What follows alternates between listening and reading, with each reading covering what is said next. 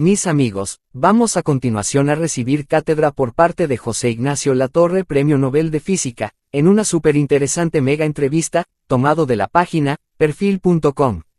Publicado el día 11 de octubre de 2014. Su título es: En Estados Unidos quieren un partido de inteligencia artificial junto al demócrata y al republicano. A la misma vez aprovechando para contarles que para tal efecto se utilizó y probó esta aplicación recién salida del horno, la ubicas en la tienda de Google, llamada Blogs de Notas, por parte de los desarrolladores de Monospace, ya que fue la única que soportó toda esta cantidad de texto. Comenzamos con su introducción. Esta semana, los 4 premios Nobel de Física y Química están relacionados con la inteligencia artificial, IA, y 2 de ellos trabajaron en Google. El entrevistado, físico cuántico, investigador, divulgador científico y catedrático español, becario del MIT y director del Centre for Quantum Technologies de Singapur, donde reside, es también el creador del Centro de Computación Cuántica de Abu Dhabi, sitio en el que pasa un tercio de su tiempo. Latorre elogia el progreso en IA a partir de sus investigaciones en física teórica y en la teoría de la información cuántica. Cree que muchos problemas de la política son, en realidad, técnicos y que el problema del futuro para los humanos será la longevidad. Pronostica una guerra entre jóvenes y viejos, y que el límite del conocimiento no lo ostentarán las universidades sino las corporaciones. Latorre en Europa fundó la NNPDF, que usa la inteligencia artificial para analizar los datos del colisionador de partículas LHC, Gran Colisionador de Hadrones, en el CERN, Organización Europea para la Investigación Nuclear. Inicia la entrevista. ¿Cuánto la mecánica cuántica altera el curso de la filosofía? La mecánica cuántica es la mejor teoría que los humanos hemos construido para comprender la naturaleza. En ese sentido, altera todo el curso de la filosofía. Para que la gente entienda un poquito por qué la mecánica cuántica tiene este carisma tan especial, es que las leyes de la física clásica que estamos acostumbrados, las leyes de Newton, no tienen validez en el mundo de las partículas subatómicas ni en los átomos. Hemos descubierto toda esta nueva forma de construir la teoría, de cómo describir los átomos, desde principios del siglo XX. La primera ecuación cuántica es del 7 de octubre de 1900. Lo que no nos esperábamos es que al llegar a controlar la materia a nivel de sus elementos mínimos, es decir a nivel de átomos, a nivel de protones, a nivel de electrones, de fotones, ha aparecido algo inesperado, y es que las leyes de la mecánica cuántica nos permiten calcular, nos permiten hacer computación cuántica, le llamamos, de una forma radicalmente diferente a la que ustedes utilizan en un ordenador de sobremesa. Estamos ahora en plena batalla en la Tierra por liderar la nueva forma de computar. Es decir, queremos saber cuáles son las ventajas de un ordenador cuántico, para qué nos va a servir y en qué sentido, pues, los países que ostenten la computación cuántica, el conocimiento de computación cuántica, van a seguir liderando la tecnología del futuro. ¿En qué se diferencia una computadora cuántica de una normal y cómo se relaciona una computadora cuántica con la inteligencia artificial cuántica? La computadora cuántica requiere necesariamente vivir en el mundo de la mecánica cuántica, el mundo de lo muy pequeño, de lo que está controlado, en la que un átomo queda libre en medio del espacio, todos los demás influencian sobre él y lo alteran. Entonces, si hemos codificado información en un átomo, se pierde inmediatamente. Eso nos fuerza a construir ordenadores cuánticos, que son unas de las máquinas más precisas que los humanos hemos creado. Pero para que se haga una idea, un tipo de ordenador cuántico se hace con lo que se llama corriente de superconductores.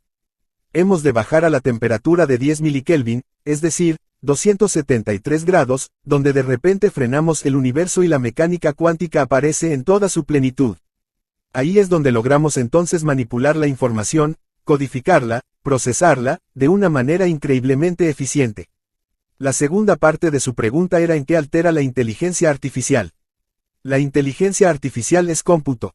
No hay otra cosa, es un algoritmo, es cómputo. Entonces, las mejores máquinas nos van a proporcionar la mejor inteligencia artificial. Al día de hoy, utilizamos estas máquinas que se llaman GPUs. Y el éxito de las GPUs tal vez se pueda vivir porque la empresa Nvidia se ha convertido en la mayor de la Tierra. En un futuro seguramente la computación cuántica será el instrumento de cómputo que necesitaremos para lograr la máxima inteligencia artificial posible.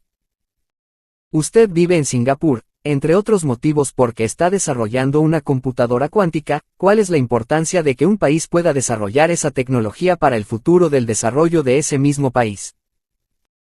Me gustaría ser a la vez educado y a la vez directo, hay que lograr un equilibrio.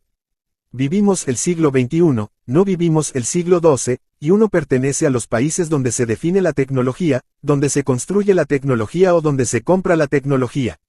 Los países tienen que decidir si son generadores de conocimiento o son compradores de los resultados del conocimiento. Singapur tiene solo 5,5 millones de personas, pero es un país exquisitamente ordenado que no tiene ningún tipo de corrupción, donde la economía es muy sólida. Singapur no tiene materias primas, no puede producir alimentos, no puede producir esencialmente nada. Su economía debe basarse necesariamente en el conocimiento, y de ahí que Singapur es uno de los países que han hecho un plan estratégico cuántico que, por científico, tiene una financiación mayor. Usted compara cuánto ha puesto Francia y cuánto ha puesto Singapur, por científico, y Singapur ha puesto mucho más, no más, mucho más. Le puedo confesar que ayer estaba con uno de los filtros que tenemos. Aquí hay millones de filtros donde se aprueban proyectos, son evaluados por decenas de personas y ayer estaba con lo que se llama un senior advisor, una de las personas que son asesoras del gobierno, incuestionables, personas muy buenas, esta era una mujer, y toda la reunión fue muy bien, esto es investigación, ¿y qué haremos con esa investigación? ¿Qué desarrollaremos? ¿Qué economía tendrá Singapur? ¿Cómo garantizamos el bienestar de nuestros ciudadanos en el futuro? Y le puedo decir que no fue una reunión trivial, fue dura. Dicho esto, jamás cuestionó que hubiera que invertir. Solo que ella quería ver un plan de utilización de la tecnología del conocimiento que se genera en Singapur. Nos estamos convirtiendo en uno de los hubs, es la palabra que se suele utilizar, más importantes de la Tierra. En los últimos meses ya son muchas las empresas que van a venir aquí a asentar su segunda sede, para estar en el corazón de donde se está desarrollando la tecnología cuántica. No tengo que ser chauvinista, obviamente, Estados Unidos de Norteamérica es uno de los países más potentes, lidera. China está liderando también una parte. Europa va un poquito rezagada, pero tiene el gran conocimiento. Países como los Emiratos Árabes, donde trabajo un tercio de mi tiempo, están haciendo un cambio sustancial en lo que significa liderar un país. Están yéndose fuera de lo que sería el petróleo y empezaron a construir una sociedad de conocimiento. De ahí que creásemos un centro potentísimo en el año 2020.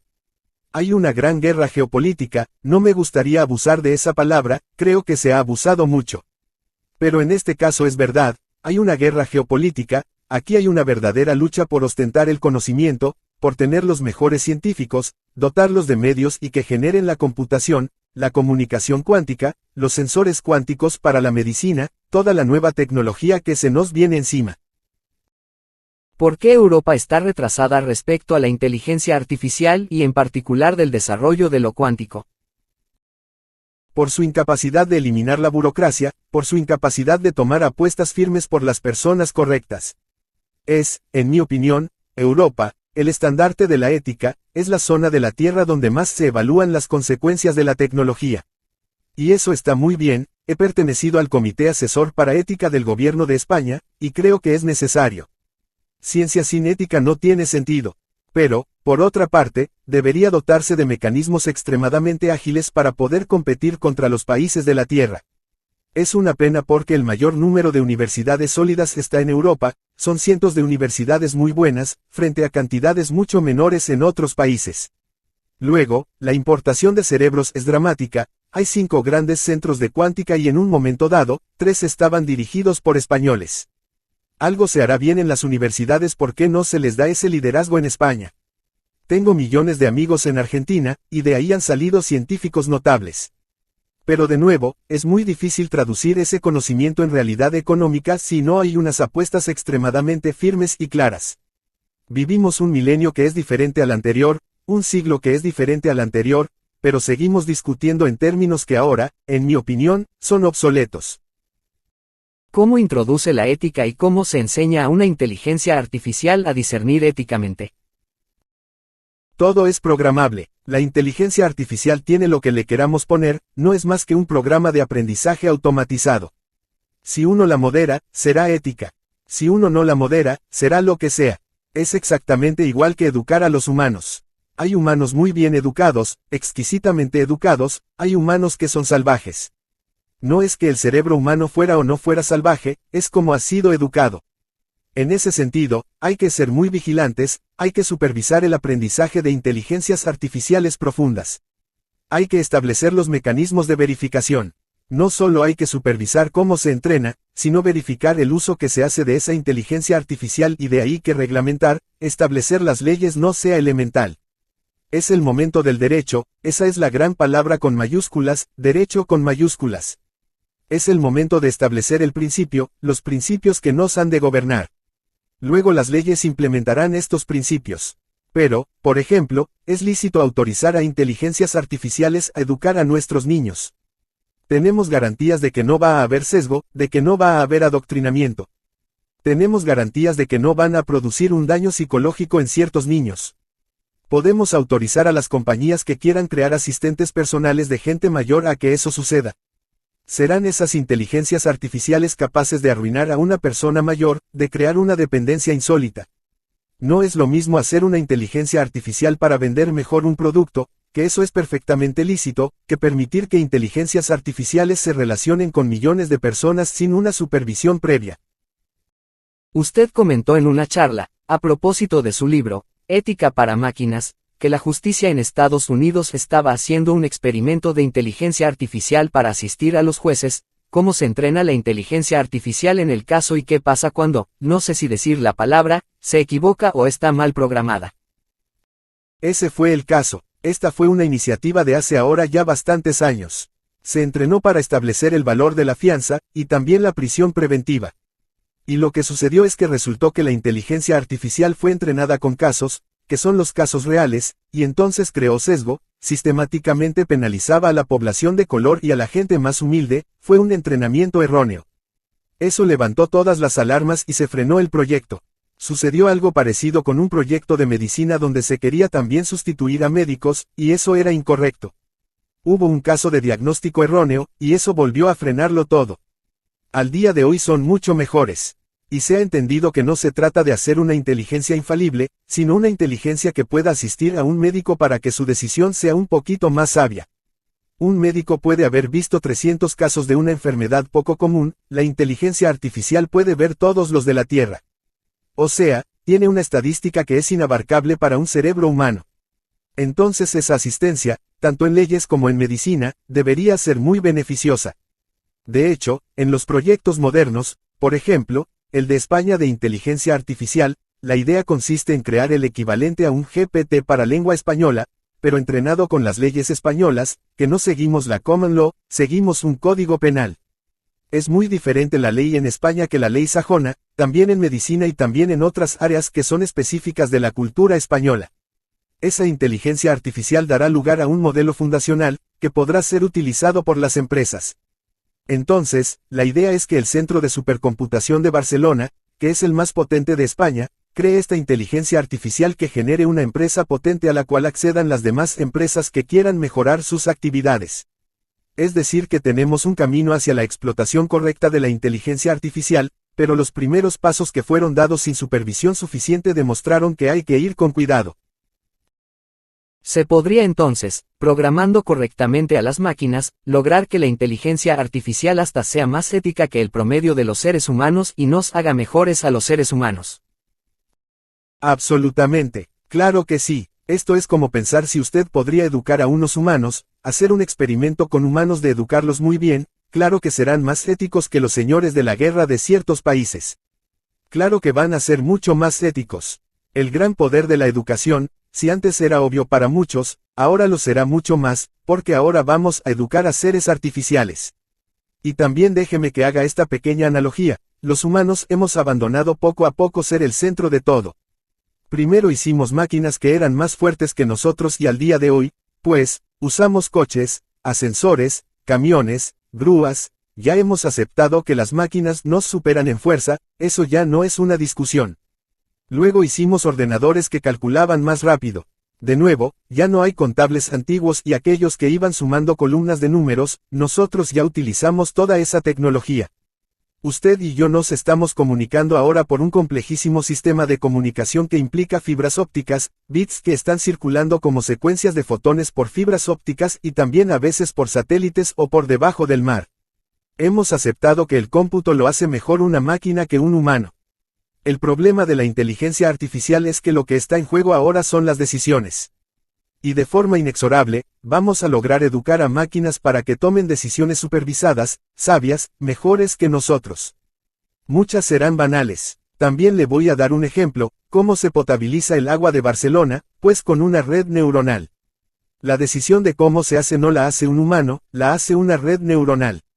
Luego, es obvio que muchas de las tareas que estamos haciendo, que son decisiones, van a ser tomadas ahora por algoritmos muy potentes. El problema está en que, cuando hicimos máquinas, pues ahora tenemos que pagar dinero para ir al gimnasio para no ser superdébiles, que nadie sabe dividir por 7 porque tenemos máquinas que dividen muy bien. El problema es que delegar la decisión es un problema ético. Estamos delegando la ética, y ahí es donde hay esa insatisfacción, ese peligro latente que vemos venir y que queremos muchos, al menos yo, que sea hecho de forma lenta. Yo creo que uno de los grandes secretos es que la inteligencia artificial no entre tan rápido, entre más despacito. ¿Usted cree en Dios? Es una palabra no bien definida. Y como buen científico que soy, creo que cuando usted hace esa pregunta, muchas personas tienen detrás un concepto diferente de esa palabra. Entonces, hacer una afirmación sobre eso sería terrible, porque ciertas personas lo entenderían de una manera, ciertas personas de otra. Déjeme entonces cruzar esa barrera semántica. ¿Usted cree que, como metáfora, Dios es un programador? Me gusta mucho, me gusta la filosofía y me gusta charlar de estos temas. Permítame que introduzca un concepto del que me gusta mucho hablar, la zona templada.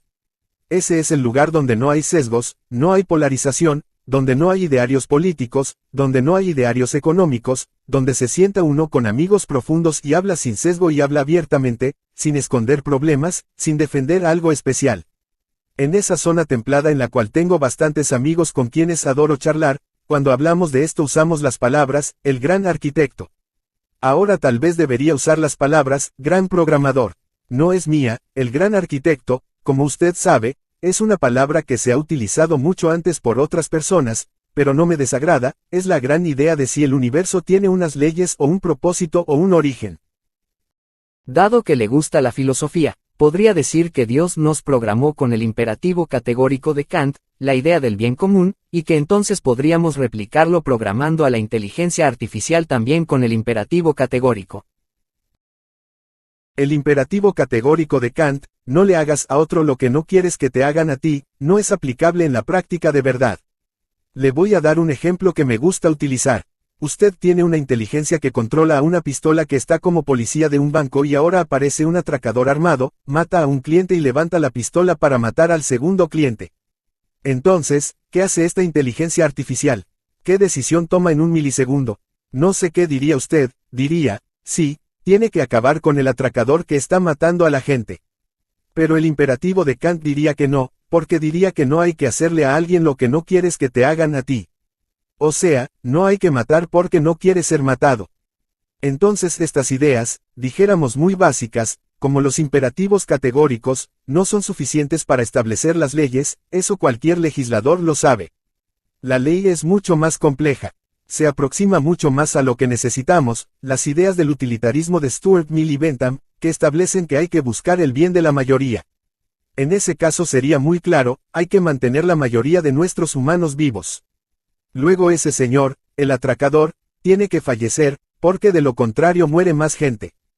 Pero aún así podría encontrar contraejemplos donde el utilitarismo no es suficiente. Entonces eso lo que requiere, en mi opinión, es que a la hora de legislar hacen falta muchas voces, hacen falta voces educadas, voces filosóficas, voces de gente del derecho, gente de la economía, porque también hay que reconocer que todo esto tiene que ver con nuestro bienestar y debe avanzar en ese sentido. Otro ejemplo, usted puede decir, esto es tan complicado que no legislamos y lo prohibimos todo. En esa situación habrá otros países, como China, que van a avanzar dramáticamente y dentro de un tiempo seremos esclavos de otra civilización, con lo cual, de nuevo, no es válido el prohibirlo todo. Hay un componente económico que debe ser atendido a la hora de legislar. todo lo hace un poquito complicado y de ahí que no haya sido fácil pasar los primeros pasos de las leyes en Europa. Le diré que además se mezcla el hecho de que hay que legislar en 28 países que tienen leyes diferentes y que lo nuevo no es todo nuevo. Hay cosas que ya existen, por ejemplo aplicaciones de tecnología en medicina ya están reglamentadas. ¿Por qué la inteligencia artificial no es una más? Entonces hay que delimitar muy bien qué es lo que ya está legislado de lo que necesita ser legislado, y eso no es fácil.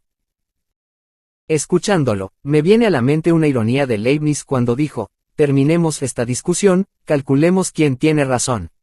Lo escucho hablar de cómputos y no cabe ninguna duda de que las computadoras son infinitamente mejores para comparar iguales. La pregunta es cuándo tienen que ponderar entre desiguales, ¿cómo se resuelve eso computacionalmente?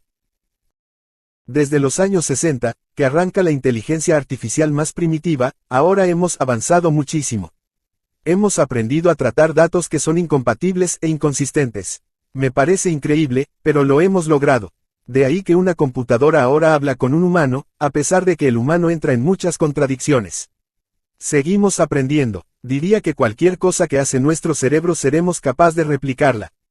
Si lo va a hacer bien o lo va a hacer mal, va a haber opiniones. Por ejemplo, se habla de que haya políticos artificiales. Hay una anécdota que me hace gracia, en Estados Unidos se hacen encuestas para cualquier cosa y se hizo una sobre si tenía sentido o no tener el Partido Demócrata, el Republicano y un partido artificial para que emita opiniones en casos complicados. Y para sorpresa de muchos, un tercio de la gente ya quería tener esa opción. No me parece totalmente estúpido. Si queremos entender cómo gestionar la energía de una ciudad, que acaba siendo una tarea de un político decir qué se va a hacer. El agua en Barcelona, que es mi ciudad, donde siempre hay sequías, una inteligencia artificial puede ser alimentada con los casos de millones de muchísimas ciudades. Puede saber todo, cómo se gestiona el agua en los países árabes, que es un bien preciado y que lo han optimizado de forma brutal. Singapur, el agua es uno de los países que mejor la trata de la tierra, al ser una isla tienen que ir con cuidado. Pues, además de tener los partidos locales, los nacionales, los de izquierdas, los de derechas, los que tienen el sesgo de tal, si hubiera un partido que dijera, si no hubiera política, lo que habría que hacer estaciones para desalinizar agua en tales lugares de la costa, que son los óptimos, que son los lugares donde habría menos impacto medioambiental y demás, estaría muy bien saber eso. O sea que no veo imposible que haya asesores artificiales políticos. Quiero entrar en el tema de actualidad de la semana, que son 4 premios Nobel de Física y Química, relacionados todos con la inteligencia artificial. El ganador del Premio Nobel de Física, Geoffrey Hinton, renunció a Google y se arrepintió de la inteligencia artificial, exagerando con el arrepentimiento que se le asigna a Einstein a mediados de los 50 con la energía atómica. Algo que bien usado produce enormes beneficios en la generación de energía y mal usado, destrucción, hay punto de contacto con el temor de que el invento se use para destruir en lugar de construir. Quisiera matizar un poquito, porque muy a menudo se cita a Einstein sin ser correcto, no tuvo nunca ese gran arrepentimiento. Otros sí, pero Einstein, en concreto, no. Cada vez que los humanos hemos logrado algo grande, lo hemos usado primero de todo, para el mal. Cuando el humano descubre el fuego, lo primero que hizo fue quemar a otros humanos, a las aldeas de los demás. Cuando entendimos la energía atómica, la primera aplicación que se hizo fue una bomba atómica. Cuando hemos entendido la biología, se hicieron armas biológicas.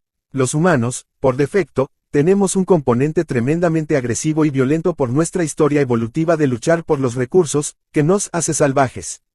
Luego, poquito a poco, va imponiéndose la racionalidad. La racionalidad es lenta, el sentido común llega después, lo domina todo y es lento. Al día de hoy, pues, nadie opina que el fuego sea el gran problema de los humanos. La energía nuclear, pues, también. No se dice, pero en Francia más de la mitad de su energía viene de la energía nuclear. Estados Unidos también, Suecia también, y así muchos países. Con la inteligencia artificial, pues, pasará lo mismo, va a haber aplicaciones terribles.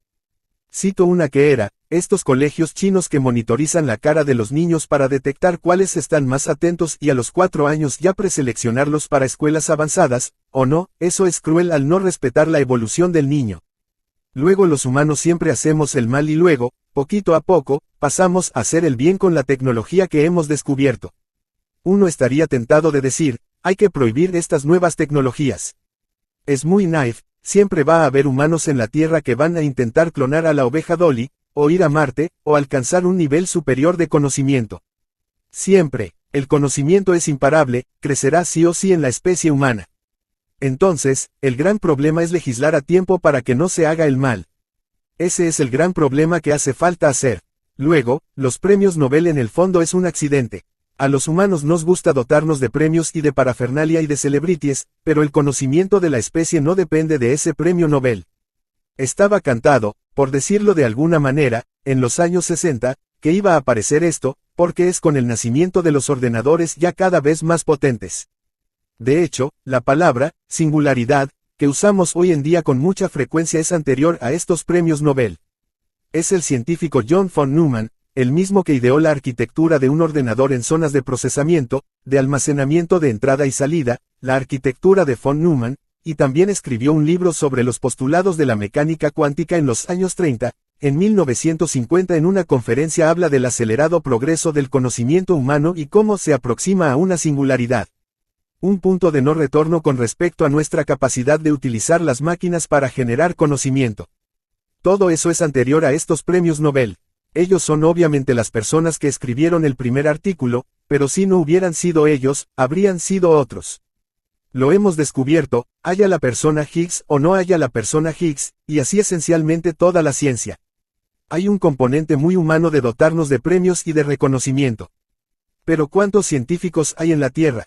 Son millones. Tarde o temprano todo eso habría pasado. Fíjese que muy poquito a poco ahora nadie sabría dar el nombre de un científico que está detrás del ChatGPT. A lo sumo daría el nombre del CEO de la empresa, no de los científicos que lo han hecho. Y es porque ese saber se ha abierto tanto que hay literalmente miles de personas en el límite del conocimiento que lo están creando. De ahí que no creo que haya ninguna manera de volver a los tiempos románticos donde todo dependía de que hubiera un genio, eso ya no va a pasar. Sí podríamos hablar de las condiciones de posibilidad. Por ejemplo, uno de los dos premios Nobel de Física y uno de los dos premios Nobel de Química trabajaron relacionados con Google DeepMind, podríamos decir que ahí hay como un laboratorio que permite el desarrollo avanzado. Sí, usted ahora está tocando un tema súper importante, si la ciencia, el conocimiento, es generado en universidades o en empresas. Hasta la fecha la gran ciencia se hizo en universidades. Einstein, la mecánica cuántica de Schrödinger, todos eran de instituciones educativas públicas. Es decir, el saber era ostentado por los gobiernos de las naciones. Hubo un primer intento de cambiar esta estructura cuando el ADN se secuenció. Hubo una famosa empresa en aquel instante que intentó secuenciar y patentar el genoma humano. En esa gran lucha ganaron las universidades públicas, por eso el genoma humano es conocimiento público. Usted puede descargar el genoma de un humano gratuitamente. En cambio, ahora tenemos esas grandes corporaciones que han invertido muchísimo dinero y que son las que tienen el límite del conocimiento, no las universidades, sino las corporaciones. De ahí que, de nuevo, hay un componente ético al que no nos hemos enfrentado todavía los humanos. Nunca había sucedido algo así. Había sucedido muy tímidamente. Estaban los Bell Labs, había algunas instituciones, por ejemplo en Estados Unidos, donde se desarrollaron prototipos de máquinas que sí eran privadas. Pero no era el gran conocimiento, eran aplicaciones. En cambio, ahora es el gran conocimiento lo que está en juego. Eso es muy preocupante. Ha habido cartas en las comunidades en Europa, en concreto, de que las universidades deberían ser dotadas con centros de cálculo absolutamente comparables a los de las grandes empresas. La realidad es que los gobiernos sí que hacen un esfuerzo, pero no de la envergadura que es necesaria. Aquí en Singapur he participado en las reuniones, y directamente los gobiernos han decidido que no tienen tanto dinero como para tener granjas de millones de GPUs, no pueden, sencillamente no hay dinero para eso. Ahí se produce un hecho que para mí da un poquito de miedo. Y es que ahora, en la diferencia entre el poder de cálculo de las grandes corporaciones y la del sector público, se va a ir ampliando la distancia. Eso hace que el dinero va a fluir hacia esas corporaciones, porque las aplicaciones van a venir de ellas, y va a hacer que ellos paguen mejores sueldos.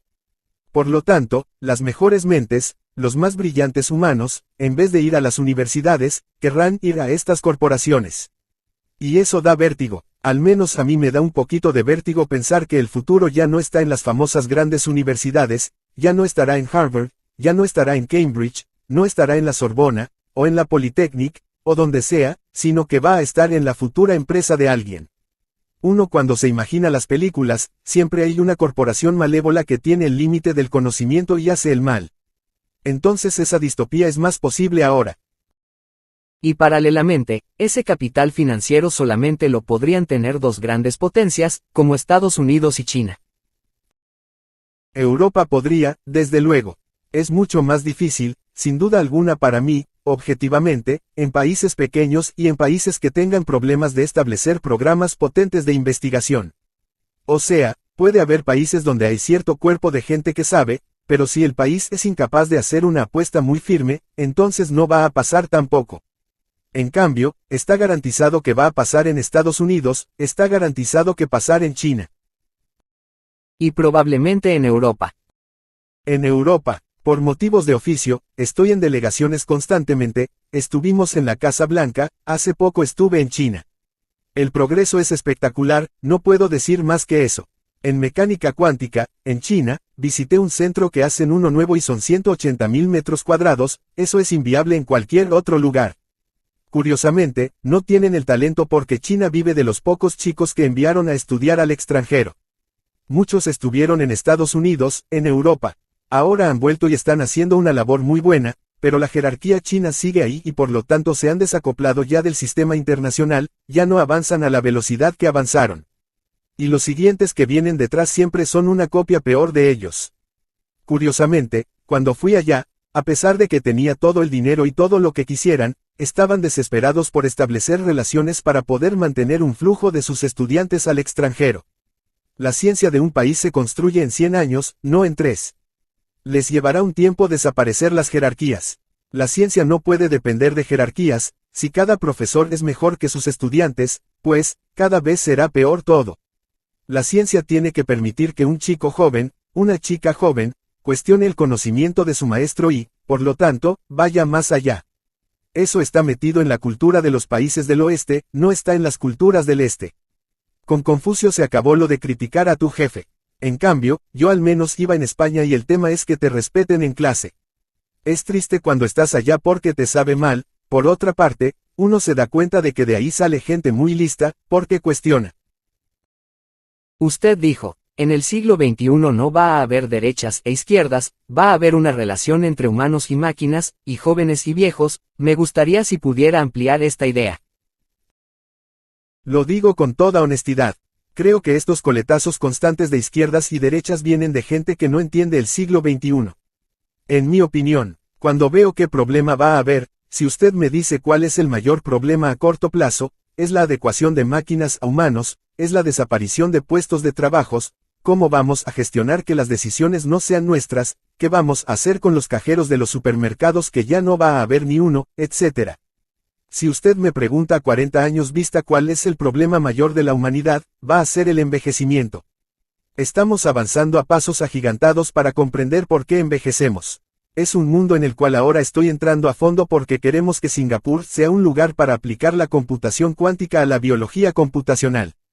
Es decir, queremos comprender a fondo todo lo que está escrito en el ADN, en particular las mutaciones, el envejecimiento a través de genes que dejan de operar, cómo se rectifica eso.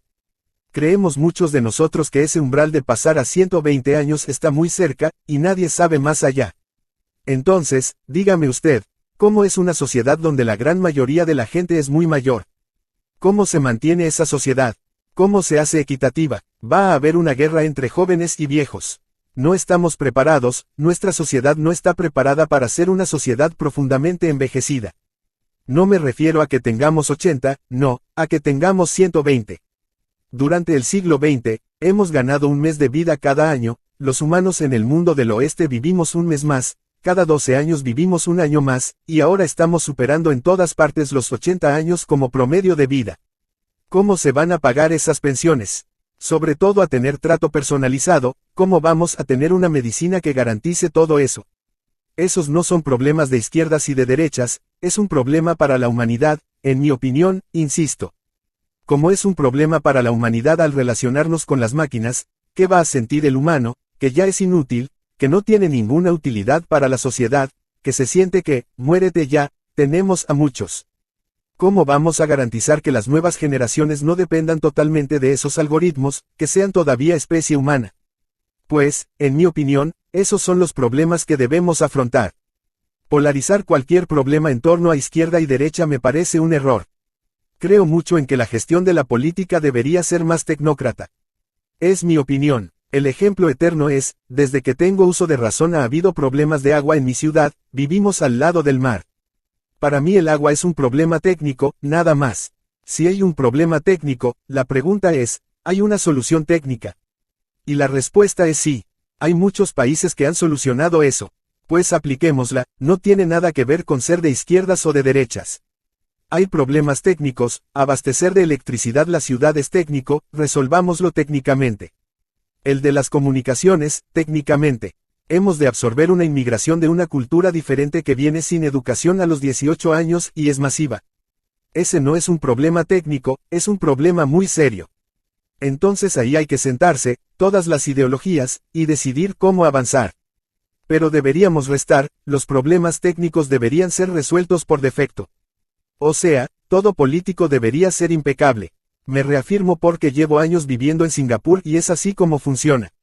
Es un país donde cualquier problema técnico está resuelto. Contaminación no hay, el agua funciona perfectamente, la electricidad funciona perfectamente. Aquí llueve a cántaros, no hay un charco porque todas las carreteras son desagües para el país, existen zonas de retención de agua, toda gota de lluvia se utiliza 2 veces. Son 30 años de ir mejorando un sistema técnico, y funciona. Los aeropuertos son impecables. ¿Por qué los baños de los aeropuertos en muchos países no funcionan y en otros funcionan de maravilla? Es un problema técnico, no es un problema de izquierdas o de derechas. Soy una persona profundamente política por creer en la gestión, pero apolítica en los sentidos de los partidos tradicionales. Frente a la pérdida de trabajo que va a producir la tecnología, la discusión sobre la conveniencia o no de una renta, podría ser resuelta por inteligencia artificial técnicamente. Es un tema que he debatido muchísimo. La renta universal da miedo a ciertas personas, otras la adoran porque ya ven ahí que no van a trabajar nunca. Con toda honestidad, me pongo la mano en el corazón, cuando uno hace números, cuando uno mira con detenimiento la pérdida de puestos de trabajo que se va a ir avecinando poquito a poco, y mira la realidad de nuestra sociedad, en algún instante va a ser inevitable. ¿En qué condiciones? No se lo sé decir, pero creo que va a ser inevitable. Al día de hoy, si mira cuánta gente va un día cualquiera por una ciudad como Barcelona, verá que hay mucha gente que no trabaja, mucha. Ya tenemos clarísimo que las personas mayores no trabajan, que hay un paro natural. Hay muchísimas personas que no trabajan. Hay países, como decía un amigo mío, en que la renta básica es fiable, lo demuestra mi país, un señor de Israel, porque tenemos la mitad de población que no trabaja por motivos religiosos, y el país no funciona. Entonces se puede hacer de más y de menos en el tema de la renta básica, y creo que es un tema que hemos de empezar a explorar de forma equitativa, sin sesgo, porque si empezamos ya cuando intentamos hallar una solución, todo el mundo se pelea sin escuchar al otro. Necesitamos ir a la zona templada y hablar del futuro de la sociedad. Voy a ser muy exagerado, pero déjeme que le diga que dentro de un siglo trabajar será un privilegio. Ahí hay otro problema crucial. Para Freud la felicidad de los seres humanos está en poder amar y poder trabajar, o sea, en poder amar, en ser trascendente, poder hacer algo. Si no podemos hacer algo, se acabará la humanidad. Por eso le he dicho que será un privilegio poder trabajar, de verdad lo creo. O sea, me quitan mi trabajo y me muero, quiero hacer esto. No tengo ninguna intención de levantarme por la mañana y no saber qué hacer. El gran éxito de gente que se sabe jubilar es que en el fondo no se jubila, se recicla, pasa a hacer otra cosa, pero no es que no haga nada. La palabra jubilar tenía sentido cuando el trabajo era duro, cuando el trabajo físicamente era duro, era agotador. Cuando el trabajo ya no es agotador, cuando el trabajo aporta algo ya no es malo. Un vecino mío se jubiló y acabó siendo una de las personas importantes de una ONG, trabajaba gratuitamente para lograr el bien común. Ese es un ejemplo muy típico. Mucha gente mayor busca una ocupación que tiene que ver con hacer el bien para los demás. La gente lo que no quiere son obligaciones y horarios muy estrictos. Pero yo creo que todo eso lo podemos trabajar. Poco a poco podemos establecer nuevas formas de trabajo que permitan esa flexibilidad que la mente humana pide y que nos hará bien a todos en conjunto. Usted se quiere jubilar. No. Pues ya está, yo tampoco.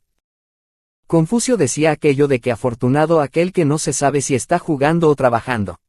Ojalá la inteligencia artificial nos permita hacer un trabajo que posibilite sentir que se juega. Profesor José Ignacio Latorre, encantadísimo por esta conversación y esperamos verlo en Argentina pronto. Le mando un abrazo fraterno desde este otro lado del mundo. Y yo les envío un abrazo a todos mis amigos argentinos, que son muchos, y ya he visitado su país, di charlas en su país. O sea que espero, pues, claro que sí, volver a su país.